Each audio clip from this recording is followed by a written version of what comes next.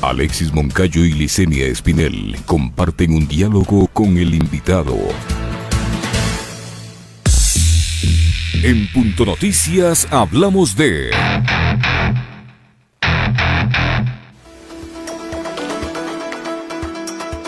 El presidente del Legislativo, César Litardo, dice que de manera democrática se resolverá la petición de reestructuración de la Comisión de Fiscalización. Sobre el tema se hizo una consulta a la Procuraduría General, que señaló que la Asamblea no puede reestructurar la mesa en momentos distintos a los periodos fijos. El asambleísta Héctor Yepes de Creo considera que el criterio del procurador del Estado no vale, no es vinculante. Planteó una tercera vía para que el Pleno de la Asamblea Nacional reestructure la mesa. A criterio del legislador Fernando Flores, si bien no hay normativa para cambiar la Comisión de Fiscalización, es el Pleno el que toma decisiones frente a la pérdida de confianza en esta mesa por los dos casos de legisladores involucrados en corrupción y que eran de aquel organismo parlamentario.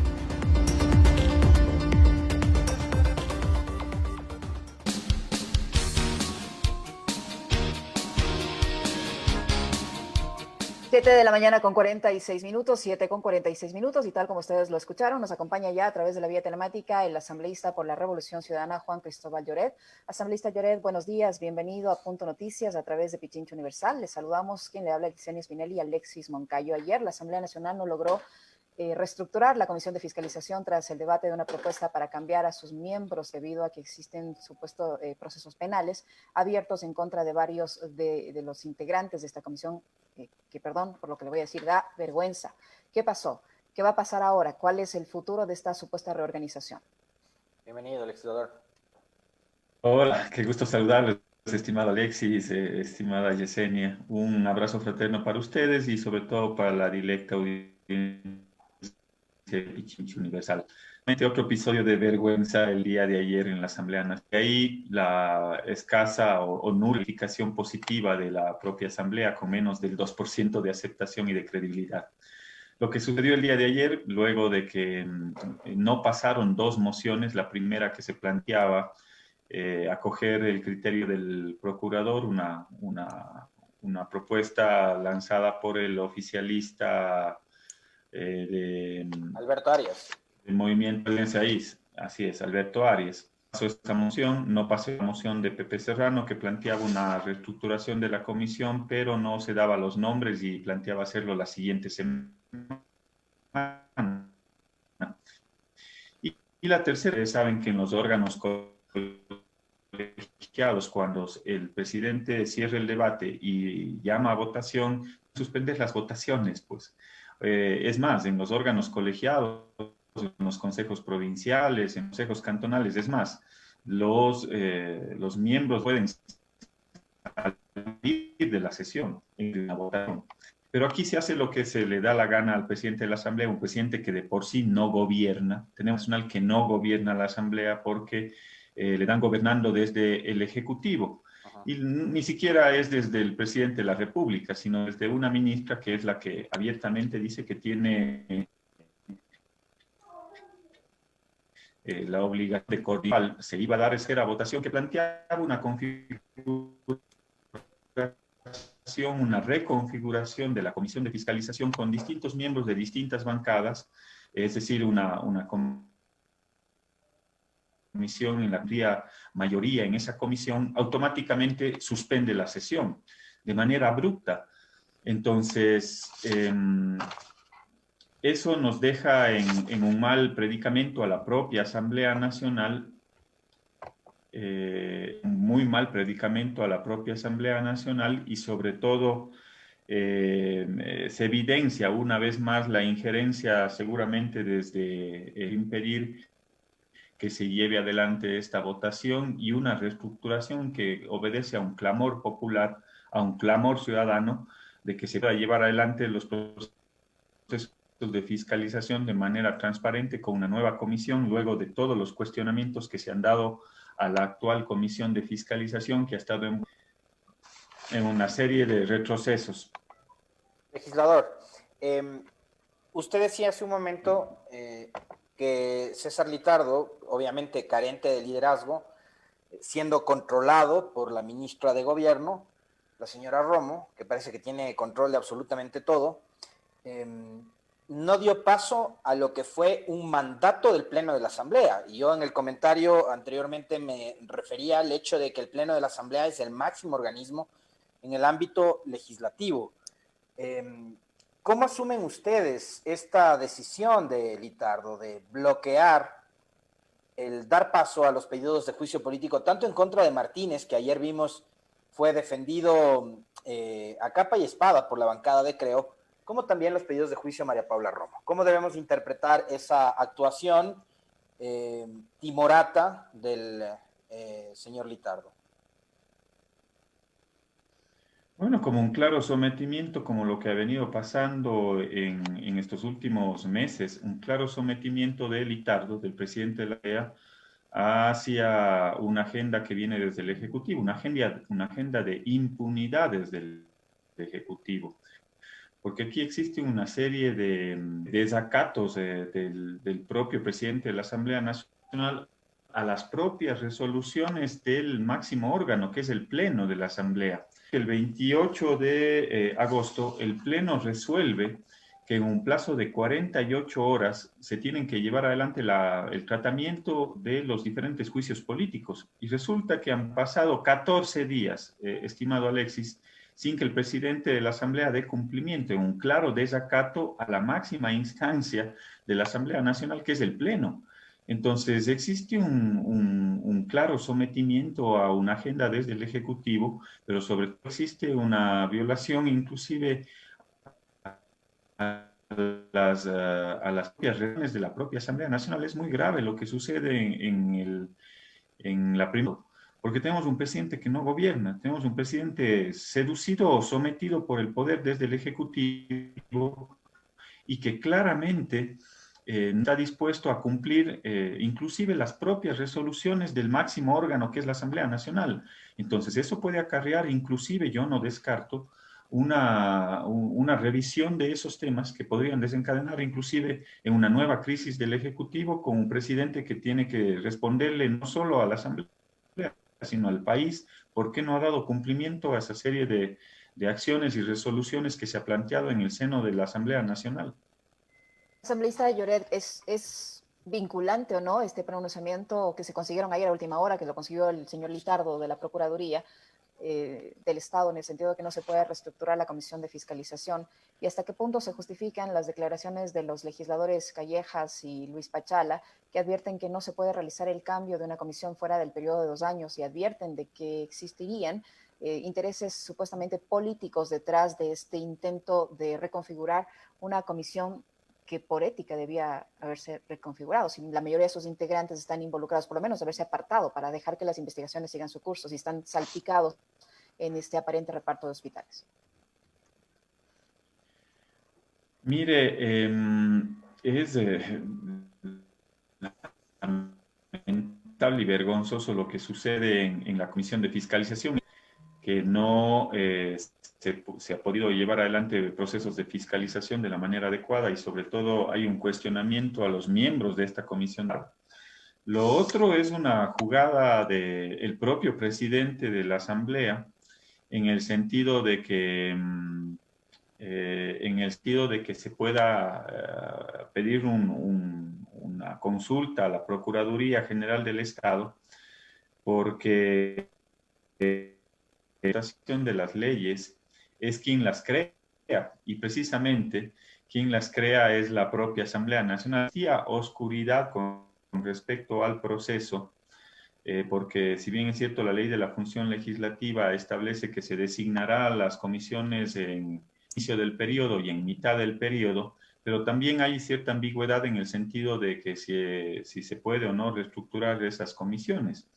Y tiene que llevar adelante la interpretación de la ley, es quien la crea, y quien la crea es la Asamblea Nacional. Si bien es cierto, el procurador tiene una competencia para responder consultas sobre la aplicación de la norma, pero en este caso, cuando existe un vacío legal como el que existe en la propia ley de la...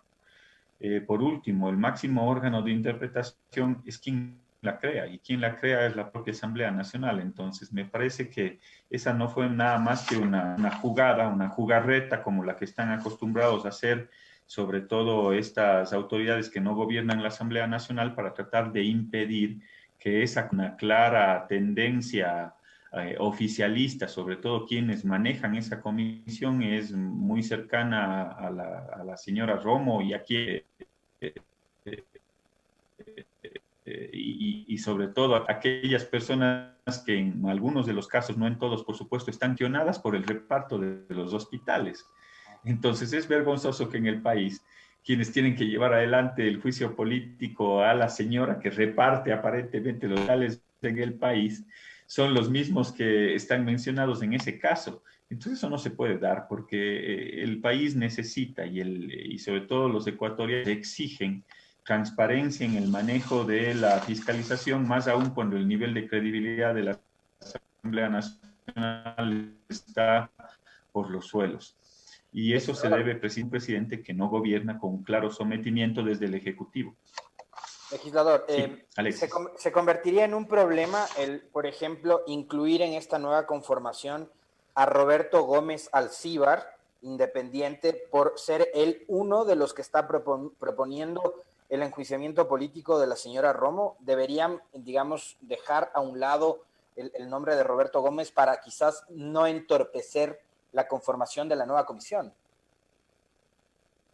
Yo no creo que se tenga que dejar al lado el nombre del asambleísta Gómez. La Asamblea tiene que garantizar sobre todo transparencia en una conformación de una nueva comisión, gente que esté alejado precisamente de de ese reparto. Y yo no creo que el asambleísta Gómez esté inmerso en el reparto, no ha sido ni siquiera mencionado de los casos que se han ventilado. Pero él sería el y sobre interpelante de todo María se Paula necesita Romo. tener Pero él sería el interpelante de María Paula Romo. Entonces, quizás por ser una de las partes, probablemente puedan algunos pensar que eso podría de alguna forma entorpecer o restarle independencia quizás a la Comisión de Fiscalización. Bueno, el interpelante se lo define en el proceso posterior, no en el interpelante. Se lo define una vez que ha sido calificado el juicio político, una vez que ha sido sustanciado en la Comisión de Fiscalía de la Asamblea Nacional. Y si bien es cierto, hay 3 personas que han presentado el proceso de juicio político, no necesariamente el lista Gómez, el interpelante. Eso se lo define más adelante. Cuando pase al Pleno de la Asamblea Nacional, ahí se define quién llevará adelante la interpelación o quiénes. Se dice hasta 2 personas que podrían llevar adelante la interpelación de un ministro. Entonces no es un impedimento real. Asambleísta Lloret, los integrantes de esta comisión de fiscalización, o algunos de ellos al menos han señalado que si se intenta reestructurar esta comisión, se deberían reestructurar otras, donde hay legisladores que tienen procesos con la justicia que están transcurriendo, que están pendientes. ¿Usted coincide con eso?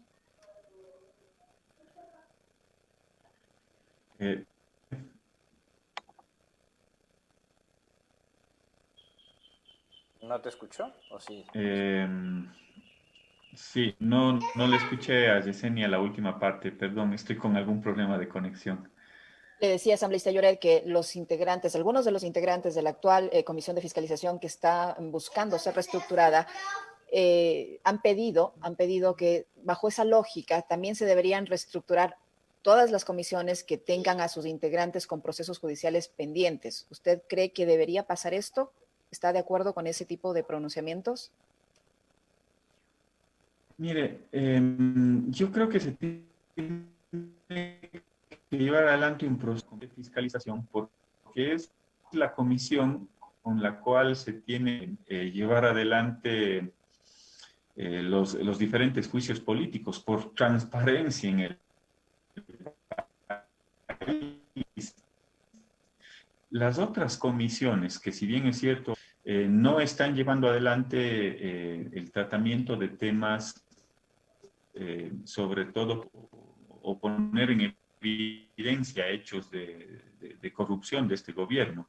son el tratamiento de leyes y reformas, diferentes cuerpos legales normales, digamos, en el ámbito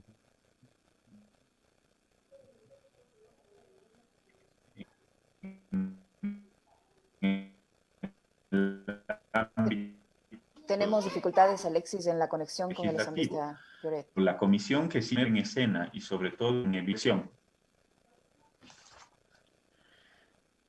Sí, No le estamos nos... escuchando bien, legislador, porque estamos teniendo unos problemas de conexión. Se le escucha entrecortado, a rato se va por algunos segundos del aire. Es una lástima porque este tema lo queríamos profundizar. Ahí lo estamos escuchando bien, ahí lo escuchamos bien. Ahí estamos. Listo. Me comentan puede salir que también por el teléfono más bien. Ahí estamos más claros. Más claros. Okay. Les decía que no necesariamente se tiene que llevar adelante un proceso de reestructuración de todas las comisiones. ¿Por qué?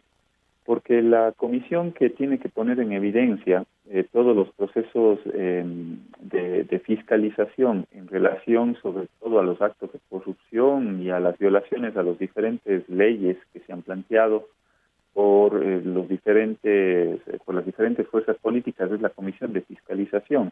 No así las otras comisiones, porque esas otras comisiones lo que hacen es llevar adelante el tratamiento de distintas leyes o distintas reformas a diferentes cuerpos normativos. Pero la comisión que sí tiene que llevar adelante y garantizar la transparencia y la debida fiscalización es la comisión precisamente de fiscalización de la propia Asamblea Nacional. ¿Qué le queda a esta Asamblea en este último tramo de funciones de cara a lo que serán las elecciones y obviamente la reconformación del Parlamento legislador en mayo del 2021? ¿Qué puede hacer este Parlamento liderado por alguien como César Litardo, que estuvo ausente en octubre?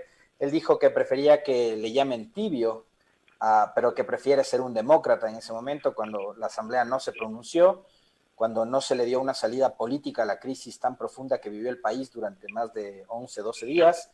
¿Qué es lo que le resta al Parlamento en este último tramo de su periodo? Bueno, yo creo que si en algo la Asamblea Nacional puede estar al nivel que los ecuatorianos se merecen en este proceso o en este momento tan complicado desde el punto de vista económico, desde el punto de vista sanitario y social, debería el presidente de la Asamblea, si no está en capacidad de poder gobernar la Asamblea Nacional, debería dar un paso al costado.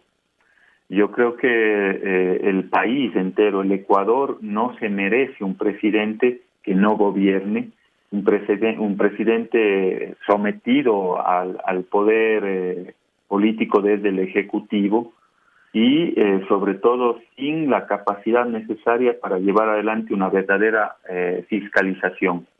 Cuando en el Ecuador no solo nos azota la pandemia del COVID-19, sino cuando en el Ecuador nos azota una nueva pandemia, que es la pandemia de la corrupción, y tenemos un presidente y una Asamblea Nacional que no está dispuesta a llevar adelante un proceso serio de fiscalización, es preferible que las autoridades que están hoy dirigiendo la Asamblea Nacional den un paso al costado. No solo el presidente de la Asamblea, sino aquellos miembros de la comisión del Consejo de Administración Legislativo que han sido muy obsecuentes y sobre todo se han convertido en la alfombra del Ejecutivo. Es preferible que esa gente pueda dar un paso al costado y que le dejen a la Asamblea Nacional, por lo menos en esta última parte de su periodo, llevar adelante una verdadera fiscalización de este gobierno y sobre todo podernos atar a las principales necesidades que tiene en este momento la ciudadanía, que están relacionados con el tema empleo, con el tema sanitario y con el tema económico. Poder tratar desde la Asamblea Nacional de poder presentarles verdaderas propuestas o un panorama mucho más favorable a los ecuatorianos con respecto a esos temas. Asambleísta Lloret, yo tengo dos inquietudes últimas de mi parte. La una, si no llegan a reestructurarse esta comisión y termina llevándose estos procesos a cabo, los de interpelación tanto a la ministra de Gobierno María Paula Romo como el señor Cristian Cruz, y ojalá eventualmente den paso a los otros pedidos contra el ministro Martínez. ¿Qué garantías tienen los ciudadanos de que estos procesos en realidad se lleven a cabo y que no se convierta solo en un mero trámite, que finalmente pase lo que ha pasado hasta ahora? O sea, nada, se queden allí, por un lado. Por otro, ayer el presidente de la República hizo un llamado a la Asamblea Nacional para que le respalden sus negociaciones con el Fondo Monetario Internacional, en la renegociación de la deuda, etcétera, etcétera. Y para que esto se concrete, seguramente ustedes como Asamblea van a tener que aprobar reformas que exige el Fondo Monetario Internacional para la entrega de esos recursos. ¿Hay el ambiente necesario? ¿Van a haber los votos para que estas reformas tributarias en especial se den? Gracias, Yesenia. Sobre todo la segunda pregunta es muy importante. Con respecto a la primera, yo creo que hay las condiciones, es más, me parece que el día de ayer teníamos los votos para poder reestructurar la comisión de fiscalización y por eso de manera abrupta el presidente, ilegal, totalmente ilegal, el presidente de la Asamblea suspende la sesión. Yo no sé si hoy, cuando se reinstale la sesión a las 11 de la mañana, se pueda asegurar los votos para la comisión de fiscalización. Esperaría que sí, si es que no han operado, entre comillas, desde la propia señora Romo, como saben operar, o seduciendo o sometiendo, como así se ha evidenciado en estos últimos meses. Ojalá que no haya pasado eso. Con respecto a la segunda inquietud, es muy importante esa pregunta, Yesenia, porque nos pone un escenario bastante complejo a la propia Asamblea Nacional, porque si bien es cierto, el presidente Moreno dice que necesita el respaldo para una nueva negociación de deuda con el Fondo Monetario Internacional, pero nadie sabe, nadie conoce cuáles son los condicionamientos que le va a poner el FMI. Nadie sabe, solo se ha llegado a conocer que serían 6.000 millones de dólares, que 6.200 millones de dólares que nos financiaría el Fondo Monetario Internacional, 4.000 este año y 2.200 el próximo. Pero las necesidades de financiamiento en el Ecuador, hoy tenemos un déficit fiscal de más de 10.000 millones de dólares. Entonces, si van a llegar 4.000 millones, ¿qué va a pasar con los otros 6.000 que necesitamos? Primera pregunta. La segunda pregunta, a mí me parece que no están llevando adelante un manejo adecuado de la deuda ni de la negociación, porque nos ofrecen dar 4.000 millones este año, pero resulta que ya prepagamos inclusive 2.000 millones de dólares de deuda en este año. Entonces, a mi modo de ver, no es un buen negocio, pues. En medio de una pandemia, en medio de un estado de excepción, en el cual teníamos un crecimiento abismal del número de fallecidos, sobre todo en Guayas, el ministro Martínez tomó la decisión de pagar anticipadamente los bonos 2022, los bonos 2023, es decir, pagaron 2.000 millones de dólares. Y resulta que en este año vamos a recibir 4.000, cuando necesitamos 10.000. Y lo de fondo es que no sabemos cuáles van a ser los condicionamientos. Seguramente los condicionamientos, porque las recetas del Fondo Monetario Internacional son recetas casi estándar, digamos así, eso es uno de los problemas que tiene el FMI, será recorte de lo público. Yo me pregunto, aparte de lo que ya han recortado, ¿qué van a recortar? Si el 85% de la carga burocrática de los cerca de 400.000 funcionarios públicos están en 5 áreas.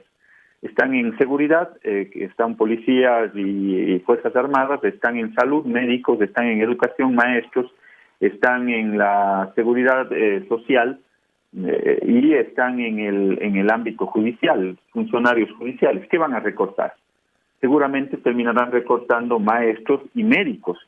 Por lo tanto, nadie tiene claridades, hay una serie por el contrario, opacidades con el manejo de la deuda. Es por eso que le estamos llevando a juicio político al ministro Martínez, porque no ha garantizado los recursos para atender la emergencia, pero sí ha habido la plata para pagar más de 2.000 millones de dólares entre marzo y abril de deuda.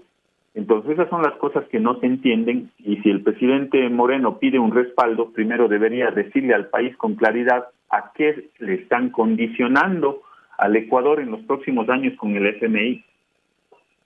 Hay analistas económicos que nuevamente, como pasó antes de octubre, empiezan a hablar de una reforma tributaria, legislador, que podría apuntar a un incremento del IVA. Con respecto a ese tema, ¿cuál es la postura que adoptaría la bancada de la Revolución Ciudadana y en general, si es que hay o no condiciones políticas en la Asamblea para dar paso a esta reforma? O sea, yo creo, Alexis, que la economía hay que mirarla en su integralidad. No se puede seguir haciendo reformas parches o un modelo que no ha funcionado en el Ecuador. El Ecuador ha ido en 17 ocasiones al FMI. En ninguna de las 17 ocasiones, usted puede ver a lo largo de la historia, es más, hay un artículo que escribí que está en el portal de la propia Asamblea, en el cual da cuenta de cuáles han sido los resultados en términos económicos, en términos de desarrollo, de las últimas visitas al Fondo Monetario Internacional. En ninguno de los casos han sido positivas para el país, ninguna experiencia positiva. Por lo tanto, a mí me parece que hay que mirar la integralidad del tema económico.